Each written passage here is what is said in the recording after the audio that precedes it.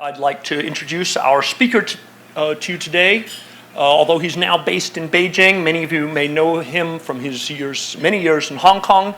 He has been an economist and forecaster with a succession of some of the most prestigious organizations in Asia, including ICBC, Societe, Generale, EIU, now the Chief Economist at Deloitte. And with that, it's our pleasure to welcome Mr. Xu. Thank you.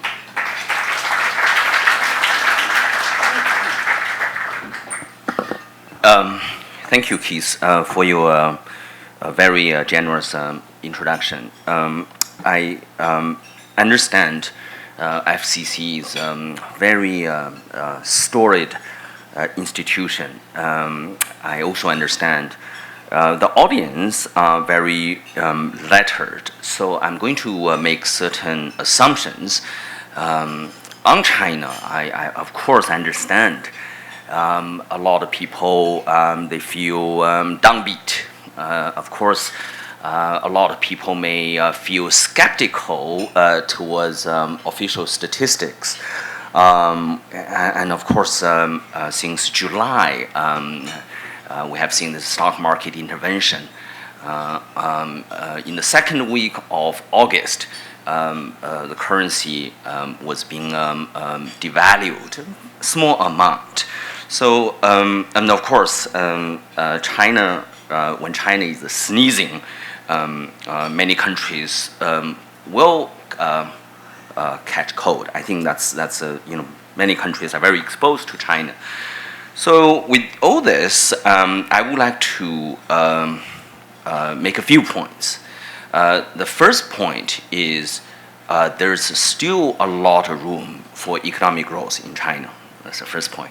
The second point is stock market actually has very, very insignificant impact on the Chinese economy. The third point, I think the currency adjustment, the exchange rate adjustment, is a right move towards the right direction. I think China should have done this much earlier. The final point, of course, people want to talk about reforms, so I will present a few cases on reforms. On economic growth, if you think about China's economic growth, today, notwithstanding the fact, the auto sales down, export sales down, growth down, and import growth down, investment growth is decelerating. The reality is that consumers remain extremely resilient. For example, retail sales consistently growing at a double digit. Retail sales is a proxy for urban consumption. To many people's surprise, even I'm surprised, until today, the real estate market in China has done far better than most people have anticipated. In Hong Kong, you can actually just go to Shenzhen very quickly. Shenzhen market this year up by 30%. My God! And so in all first-tier cities, Beijing, Shanghai, Shenzhen, Guangzhou, markets are doing well. And of course, there are pockets of weakness, certain second-tier cities, oversupply, and so on and so forth. But I really don't foresee a meltdown. The reason is very simple. If we look at how liquid Chinese consumers are, basically Chinese consumers are taking debt, mortgage, credit card, car loans is equal to 30% of GDP. Now, you only see such astonishingly low ratio in economies where and much, much lower development, for example, India, Indonesia, right? That's really very, very important. And secondly, China doesn't need 8%. China doesn't need 7%. The labor market is strong, labor market is tight. If you go to major cities and the domestic help, the monthly salary in past few years moving from 1,500 RMB now to 3,000, even 4,000 RMB. So labor market is tight. So there's no strong reason to guarantee a certain GDP growth rate, right? So that's China's strength. Stock market. First of all, we have to understand why government did what government did in the second week of July. China's stock market is entirely driven by retail investors. Last year, there were 95 million accounts. And in the beginning of this year, because stock market suddenly took off from 1,700 all the way to 5,000. So before the crash, there were almost 110 million accounts, right? 100 million accounts. If you look at other economies or countries, when you have large percentage retail participation, I think politicians, government, they tend to intervene. I mean, we can even look at Taiwan. I mean, Taiwan stock market is always being intervened by the government. Of course, it's different. So, and also because in past few years, we have seen this proliferation on social media. WeChat. I don't know whether Chinese here. I'm using WeChat. I send out the research report sometimes through WeChat, and WeChat has this very contagious effect. So I think that's also prompt the government to intervene. But I would like to give you another 2 data point. One data point is if we compare typical Chinese household versus someone like Keith, American household. I mean, Keith is saving his money through so-called 401k. So that accounts for roughly 1/3 of his balance sheet. But for urban Chinese, I'm not even talking about rural Chinese, urban Chinese, equity accounts for 7% of total wealth. So stock market is essential. The second data point is, if you look at how companies are financing their operations, companies can borrow, companies would borrow money from banks, companies will go to shadow bank in the past few years. So in China, I don't want to bore you with all details. The most important data we look at is the total social financing. Essentially incorporates all this. Traditional financing, bank lending, capital market activity. Stock market accounts for 4%. My God, even when stock market reached this outrageously high level, about 5,000, equity financing divided by total social financing is less than 5%. Why? Well, I mean, if you think about how companies raise money in equity market, it's a very complicated exercise. You need to go through regulators. You need to go through SASAC, which is a governing body for large SOEs. It just takes a long time. So the reality is that equity market has very, very little impact on both consumption and also corporate investment. The third point, why we want to devalue the currency. Well, if you look at currency's appreciation since summer 2005, I still remember that day. China appreciated currency against the US dollar by 2%, right? So from 8.8. Now, in past 10 years, 2005, Chinese currency has appreciated by 30%. But if you are not a layperson, if you actually are viewing this from economist lens, the appreciation is more than 50% because you have to take into account inflation differential between China and the United States. This is too much. And of course, when China depreciates the currency, China doesn't have much downside. There's no inflation in China today. Corporate borrowing in foreign currencies is very, very low. I mean, you may read some newspaper headlines downstairs on Chinese real estate developers, but they are not Chinese government. If they go under, no one will bail them out. So, so for China to do what China did on the exchange rate has actually very little cost. But of course, China has responsibilities. At the height of Asian financial crisis, China made a few pledges. One pledge was not to devalue the currency.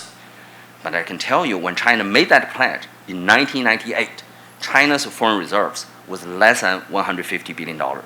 And today, China's foreign reserve is 3.7 trillion US dollars. So now I would like to talk about reforms. Then we'll take some questions. Keith asked me to speak between 10 to 15 minutes. First of all, what's the definition of reform? I think the definition of reform is really about greater market activities and simultaneously government withdrawing from certain area. That's how I define economic reform.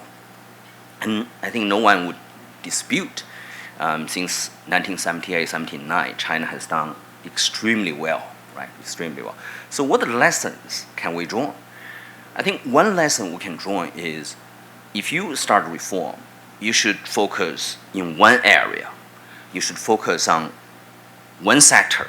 You should focus on even a particular province. Why do you want to do that? I think the lesson of economic reform is if you have 4 special economic regions, if they are successful, then you join WTO, you replicate special economic zone throughout the country. That's what China has been doing.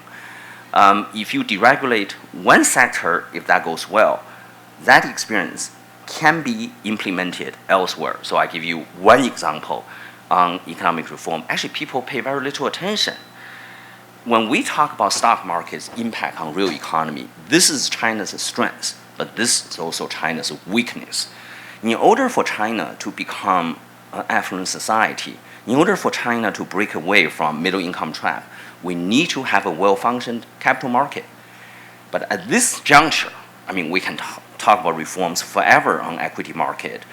One key, centerpiece of reform is really about registration versus approvals. Registration, I mean, companies are being registered on stock market, not being approved. But we already have this approval system. I mean, what do? Well, China has set up this, in Chinese, 新三板, new third board. Well, new third board means companies are essentially being listed through registration. Investors, they have to meet certain criteria. For example, 5 million RMB. If you don't have 5 million RMB, you cannot trade. Why? Because you want to weed out mom and pop and all these retail investors. So the new third board conceivably could develop into China's NASDAQ. So if you look at special economic zone, if you look at the reform in capital market, I think this has been extremely a consistent approach. You want to create positive flows to deal with the stocks. And because the lesson is if you have this drastic changes, the society cannot take that. Another example I would like to give you is, I think it's very important. No one is paying too much attention. In past 2 years, we have seen the steady progress in deregulating interest rate. Hong Kong has gone through that in late 90s, interest rate regulation. Why interest rate regulation is so important? If you think about how to reform SOEs, SOEs were inefficient because there was no budget constraint. Or we say budget constraint, not binding. When you have interest rate regulation, well, the budget constraint would become more binding, and you are going to see rationalization, consolidation, not being led by the government. So just give you a few examples. One, deposit rate almost being deregulated. And if you look at all the internet companies, the sort of wealth management product they have unveiled, I mean, this is just like in the United States. Early, I think in the 80s, US had this money market fund, now account. Same thing taking place in China.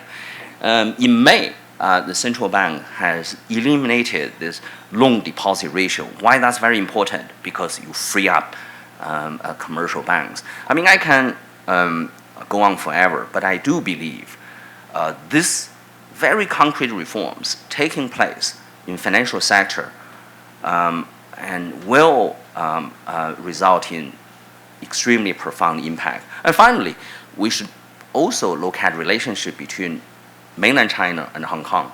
I'm very, very positive on Shanghai-Hong Kong Stock Connect.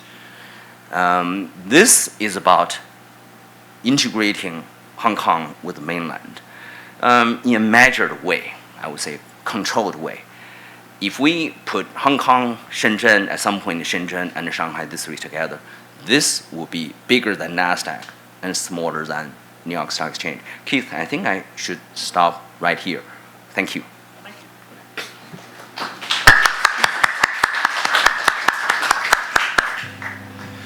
Thank you very much for those introductory remarks. Why don't I start with the first question before throwing open the floor? Before I came to Hong Kong a dozen years ago, I spent 6 years covering Detroit as our Detroit bureau chief, looking at the auto industry. So I've always paid attention to the auto industry. July auto sales in China were down 7% year on year. We'd been waiting for that number because we'd seen how bad the stock market was doing. That suggests a big blow to retail spending, and it's a part of retail spending you can really see and count. So why shouldn't we be much more worried about a blow to consumer confidence given what's happening in autos? Thank you, Keith. China's auto market has been growing very, very fast. When the market is growing very fast, people have the tendency just to draw the straight line. Okay, I've seen some outrageous statistics. I mean, by the way, you know, right now, U.S. is about 18 million. China this year is 25 million. Okay, so one outrageous statistics I saw a few years ago was at some point China will be 75 million. I think that's too much because we cannot have American lifestyle in China given the constraint. In Beijing, for example, this year and next year, we'll be seeing reduction of license plate to be issued, right? And such policy will be replicated in many major cities. So the growth is going to be in second-tier cities, third-tier cities. I believe at some point China will reach, let's say, 200 to 300 vehicles per 1,000. By the way, in the United States, that number is 800. It's 800. Where's the China now? China is 100. So I think there's still a large room for growth. I mean, we don't have any auto financing, right? People paying cash. That's going to be changed. We don't have a robust used car market. That's going to be changed. So I think the July number has taken many people by surprise. But that also has to do with this very complicated relationship between automakers and car dealerships, 4S 店, 4S stores. I don't want to bore you with all the details. So I think in the long run, auto market will grow. But the double-digit growth, no more. Okay. With that, why don't I throw open the floor here, and why don't we start right up in front? One of your friends. Oh, here, one moment. Please wait for the microphone. Yeah, thanks. I'm David Schlesinger. Just talking about currency for a moment. Aren't you concerned that currency reform would lead to capital outflows, which will further undermine the economy? Sure. A few months ago, we had a closed-door meeting with senior central bankers in China. The view was, are we going to see capital outflows, capital flight? Well, central bank's answer was, I can help you manage your balance sheet, but I think you can do that more effectively, whether you are individual or you are firm. My God, I think that's very enlightening. Don't you think so? Just to put this in historical perspective, during Asian financial crisis in China in the late 90s, to discuss exchange rate policy was not allowed. Really was not allowed. Today, and people talk about currency adjustment, evaluation, and so on. Now, in China, the reason the currency was appreciating steadily from 2005 was we got too much foreign reserves. And you had too much foreign reserves, you create inflationary pressure, and you remove central bank's autonomy, right? When China was small, you didn't need that autonomy. But right now China is big, that autonomy is more important. So let me tell you, when there were a lot of concerns over excessive foreign reserves, how much are we talking about? We're talking about between 500 billion to 700 billion US dollars. And today, we had 3.7 trillion. So I think we should be quite relaxed about capital. So outflow, capital flight. Okay. Next. While people are thinking on the next question, why don't I ask a special drawing rights question? To what extent do you think that the change in currency policy by the People's Bank of China 2 weeks ago was aimed at a rather abstract idea like getting into the IMF's SDR, or was it a more practical beginning of a move towards devaluation? Because if you go to Guangdong now, you see tens of thousands of factories at least temporarily closed because they're uncompetitive. SDR itself is not that important. Special drawing right. Keith, I mean, we can debate whether China is entitled. I think China is entitled to have SDR.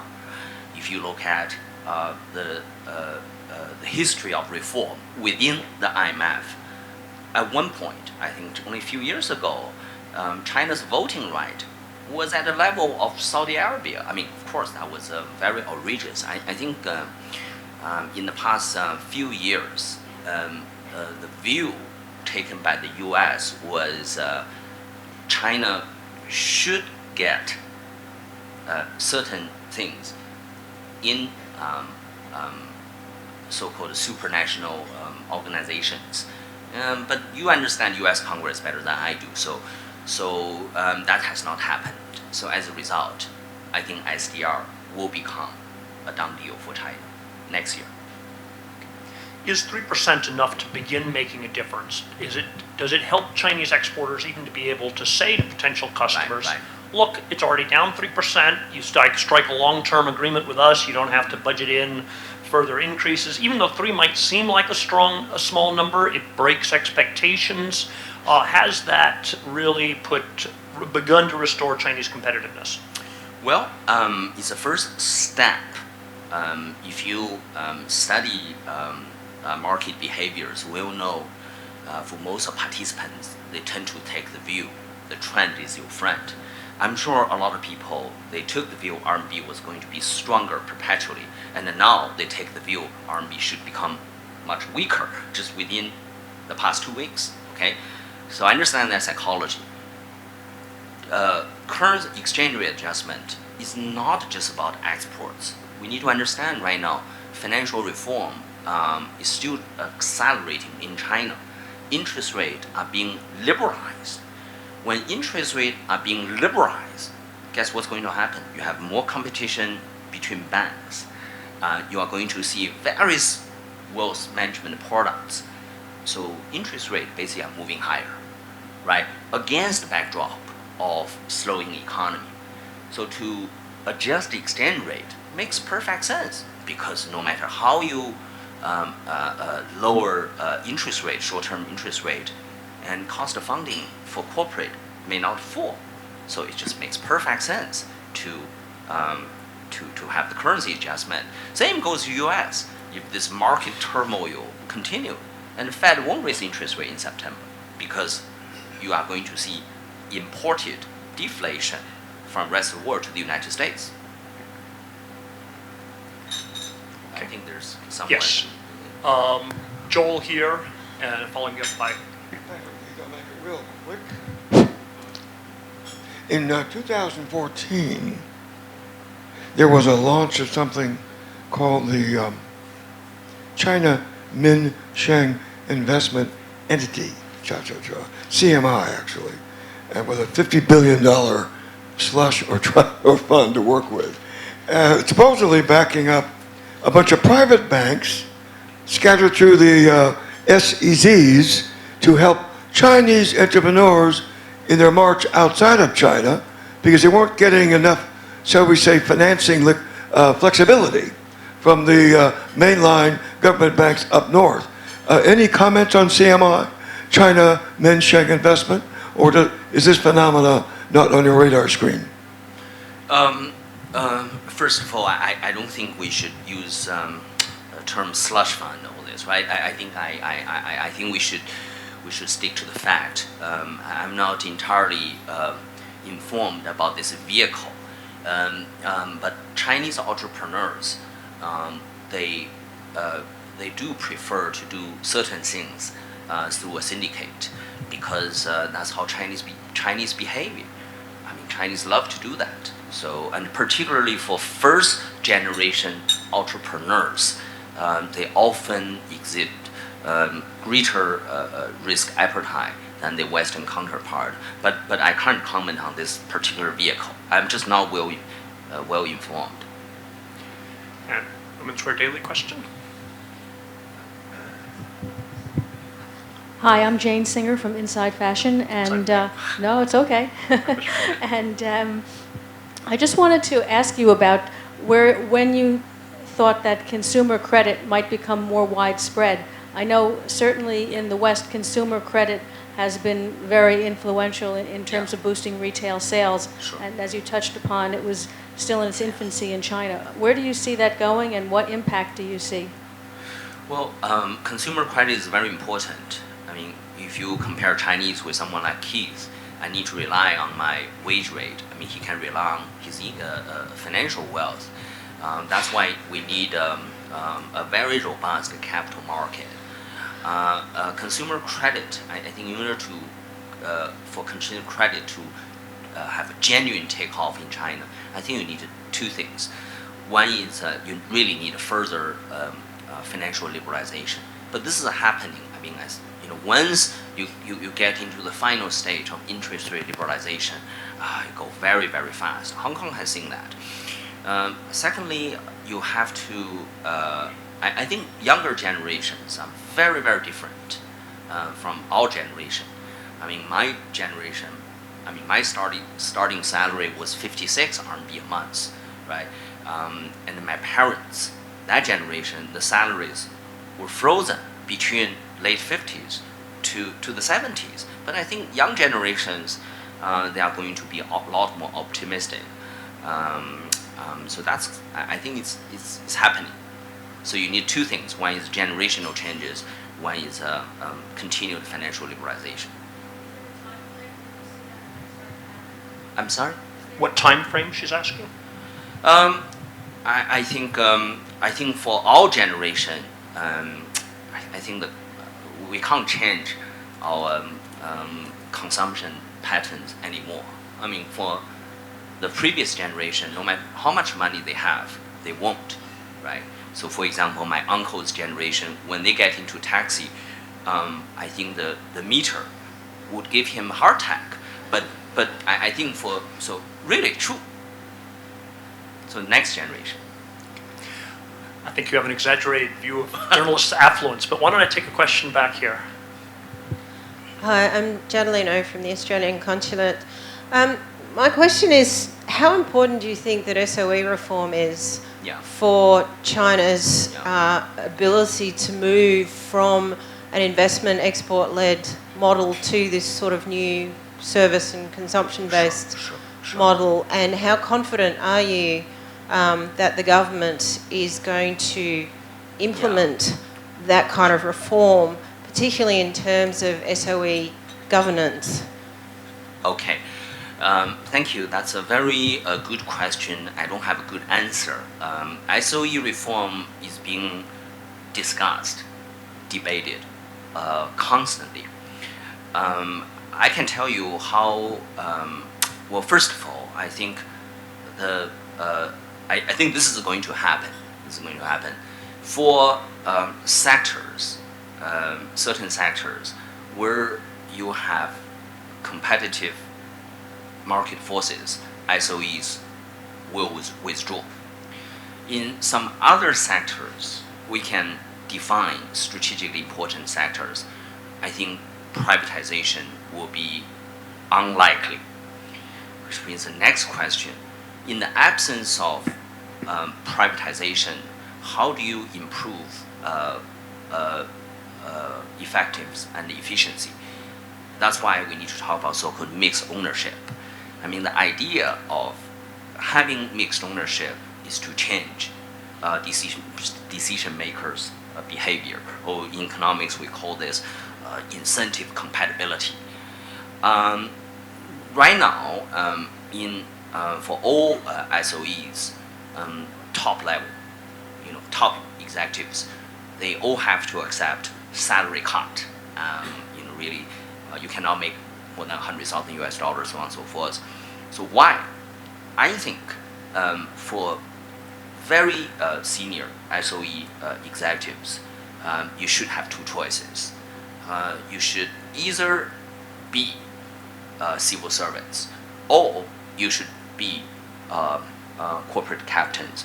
But you cannot be rewarded as industry captains at the same time also be civil servants. So actually that's how they think. I think, and of course we talk about Tohmatsu model to govern SOEs, not based on assets, but based on returns. This is an ongoing process. I think, I think we are going to talk about this every year. Just a quick follow-up on that, though. That's one of the most interesting questions to me.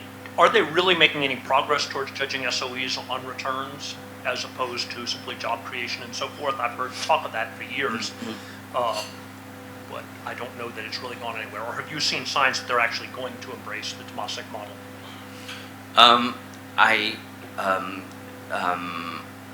I think slowly they will embrace Tohmatsu model. But of course, you cannot just compare China with Singapore. You cannot compare 1.4 billion people with 5 million people.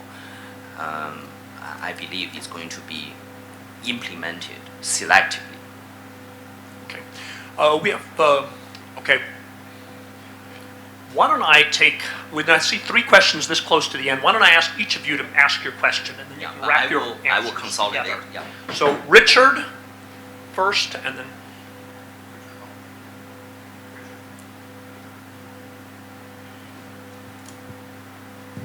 Yeah, Richard Volstack from AmCham. Back to your stock market comments. I am curious, beside the fact that maybe the economic impact of markets compared to other things is small, the impact on public confidence seems to be much larger. I'm just curious, given the experience of the recent government interventions in the market after promising people, especially middle class, to invest big time in the market and then lose everything. What's your reading on, first, lessons learned on the government's intervention, and second, do you see markets becoming a more volatile aspect of government confidence overall? okay. Up here. I'm Preeti Davra. I write for India's financial newspaper Mint. My question is a broad one. There's a lot of excitement in India about the growing India-China relations. And I wonder what your perspective is from, as you see it from a Chinese point of view. How is India being played out in the media? Is China as excited about India as, India is? And last over here, please. Hi, Sophia Yan with CNN. The government has done a lot in recent weeks and months to intervene with the stock market and the economy. I'm just wondering, arguably it hasn't done enough. So what do you think the government now has at its disposal? What else can it do? Okay, so stock market, China, India, and lessons to be learned. I think in early July, a lot of people were worried about the decline of security prices, the link to mutual fund and mutual funds relationship with the banking sector through wealth management product. Unfortunately, we don't have very good data to quantify some of this product. But my sense is, if you look at how banks are trying to come up with higher yield product,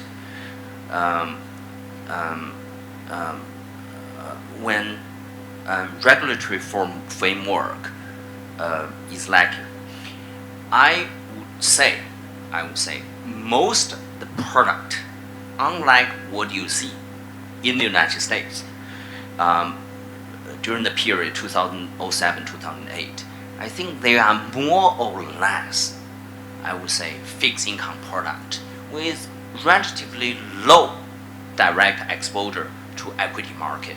Not to mention, I don't see a lot of structured product derivatives as in the United States.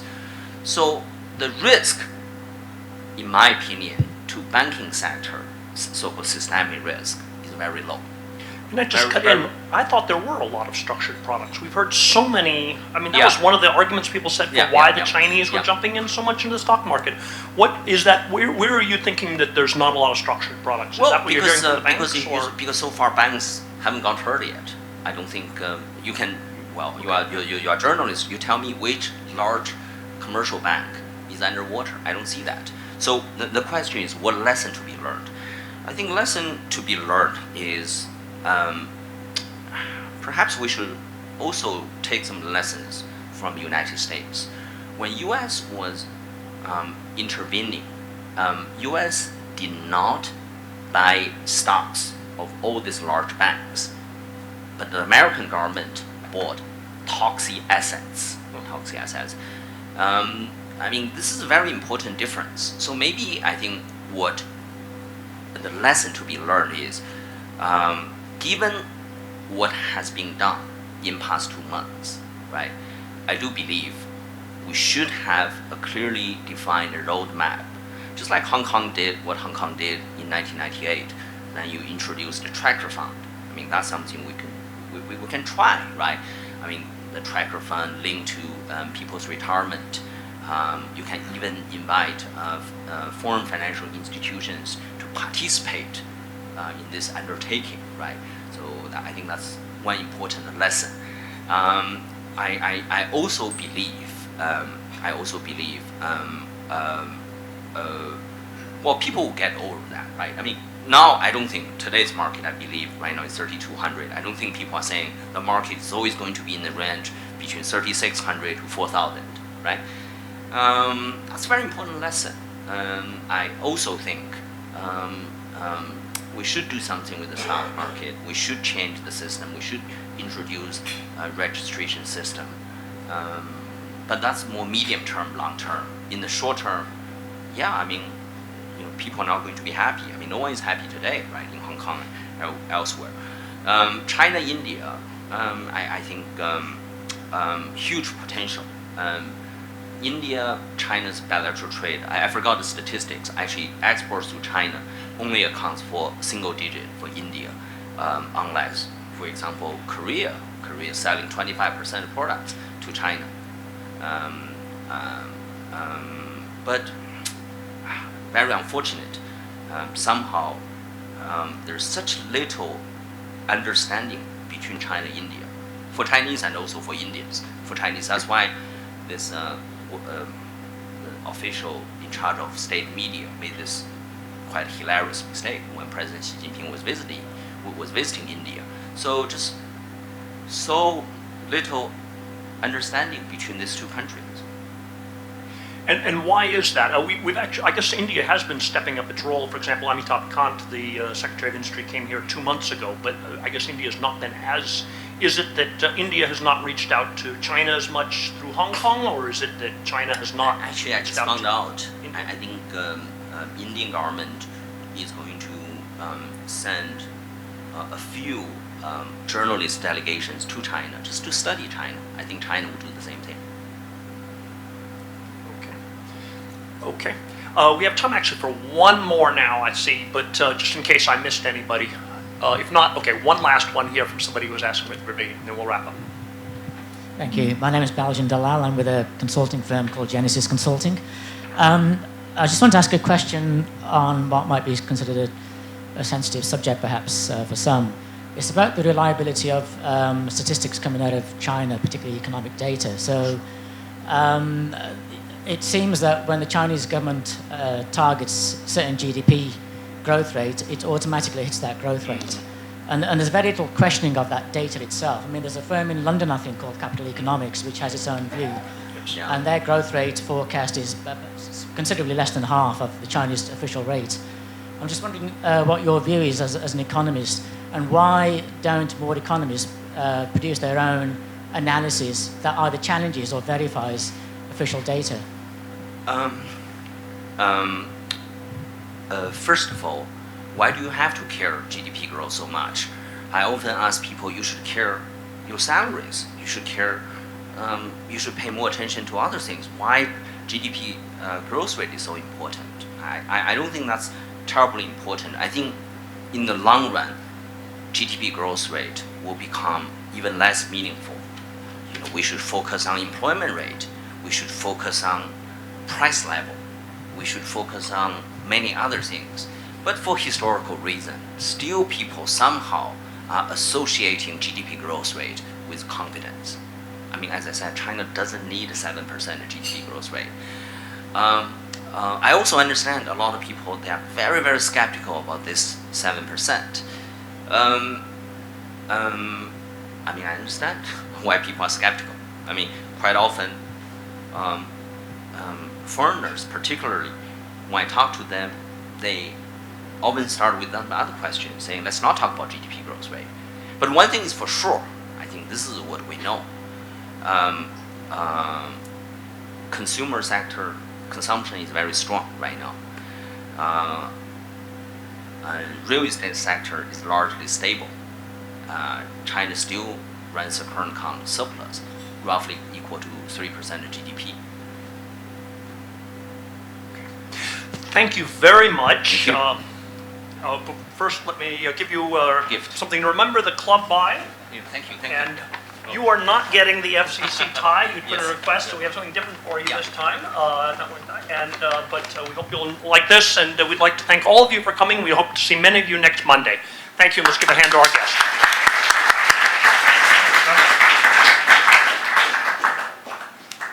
Thank you.